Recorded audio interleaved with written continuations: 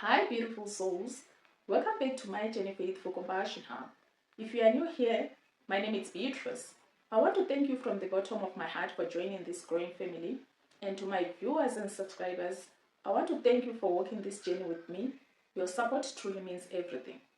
This is a space of faith, compassion, healing, and spiritual growth where we learn from one another, uplift one another, and share real life journey that inspire the soul. Wherever you are watching from, I'm grateful that you are here with me today. Let's continue this journey together. Paul ever felt left out before, he must have really felt left out then. Because at this point, when he had the God realization, even as he went to the inner planes and was coming back with Rebas or Tars, one of the Ek masters said, I see you've been to see, and he meant the Sugmad, but I see Petter's Ask, or Paul Twitchell, has still much to learn. And so during these years, Paul Twitchell then came in contact with Scientology and Ronald Hubbard, and they knew each other, and there was a relationship here. And he learned a lot here. And it struck me very funny, in 1961, Paul is still trying to find a shelter and a haven down here on earth. On the one hand, he has this great vision and the great experiences. On the other hand, he's still trying to get a baptism in the Catholic Church, and the priest won't let him because of his separation from his wife. And Paul gets outraged, and he writes him this blistering letter, and he says, well, I hope this doesn't come between us and our friendship. And he says, well, the priests of the church are very knowledgeable and very intellectual. They certainly aren't enlightened. You know, Paul had his own view of enlightenment, and it was broader than that of the church. I feel it's important that you know who Paul Twitchell was. You have to know. As we go along tomorrow night, I would like to cover more of this and go into the writings of Paul Twitchell, because there are things we have to look at. We are initiates on the path of Ak. And as it says in the Shariat, it's never the writings, it's never the works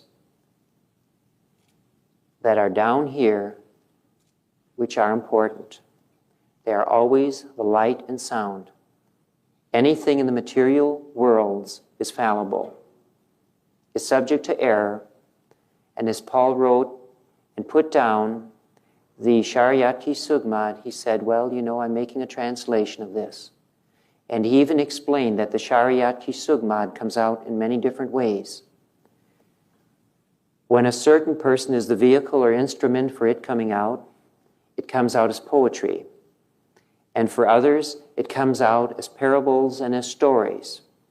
And for another person, it comes out largely as prose. But it's the Shariat Ki Sugmad which is gathered by the 9 silent ones.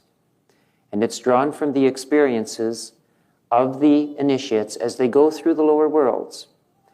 They meet the hardships in life, as did Paul Twitchell and as are you.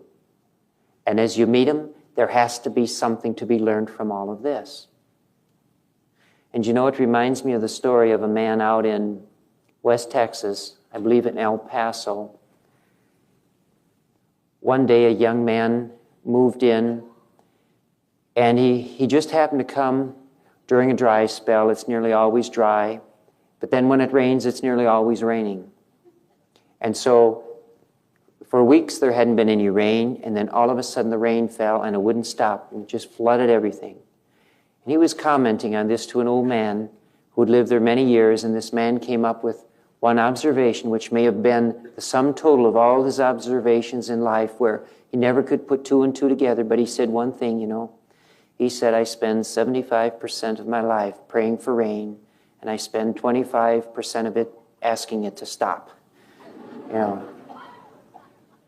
And there's a kind of a wisdom in this old farmer's viewpoint, but you know, the Ek Masters and the 9 silent ones, they're taking this one statement out of every person's life, and some people have more than one statement. Some people have chapters of statements, and they distill it and they put it together. And these become the teachings then that are carried on and on in the Shariat Ki Sugmad in books that are always written. They are not yet finished. Maybe tomorrow night I'll tell you what some of the Shariat Ki Sugmad looks like on the other planes. I would like to quit now.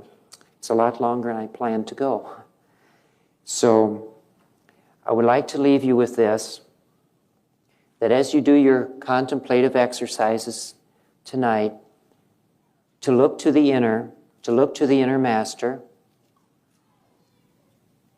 chant your secret word or chant Hugh, and in the spirit of love and desire to know truth and to know the Sugmad, ask and say, teach me thy ways, O Sugmad. May the blessings be. This part may sound like it's about Paul Twitchell, but really it's about you. Because at some point on the spiritual journey, everyone asks, where do I belong? Am I doing this right? Why do I feel different now? This part touched me because it speaks to what happens after awakening. When something inside you has changed but the world around you has not. You see differently, you feel differently, and yet you still need to live your ordinary life. That space can feel lonely. What moved me is the reminder that even those who touched deep spiritual truth still struggled to belong. Paul had his path. Harold has his path. Your spiritual leaders have their own path. And you have your own sacred path back to God, not a copy of anyone else or measured against anyone else. You have your own journey and no one can walk it for you.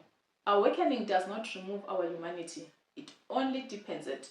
You can be growing spiritually and still feel misunderstood, be searching, still learning, and that does not mean you are behind.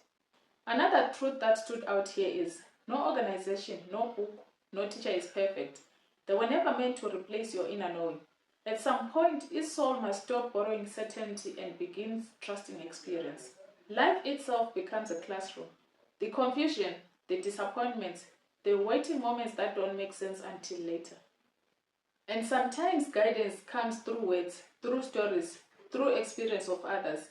No text or book is perfect, but sometimes they can hold sparks of wisdom, collected by those who have walked the path before us. These glimpses are like lights on the path, reminding us that even though we walk our own journey, we are part of a greater tapestry of learning. This is where wisdom is formed. That is why spiritual freedom is not about imitation. It's about discovery. Not becoming Paul Twitchell, not becoming your spiritual teacher, but becoming you as soul. There is so much noise, so many voices, so much to compare, to perform, to keep up. Many people are overwhelmed, not because they lack faith, but because they are disconnected from their own inner experience. This teaching reminds us to slow down and listen again. God does not speak to everyone in the same way. Truth meets each heart differently.